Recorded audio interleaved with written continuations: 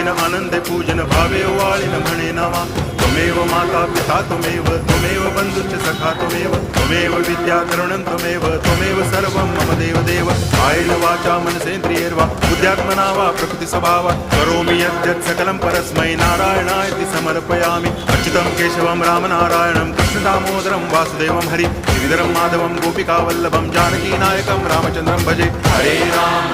Ram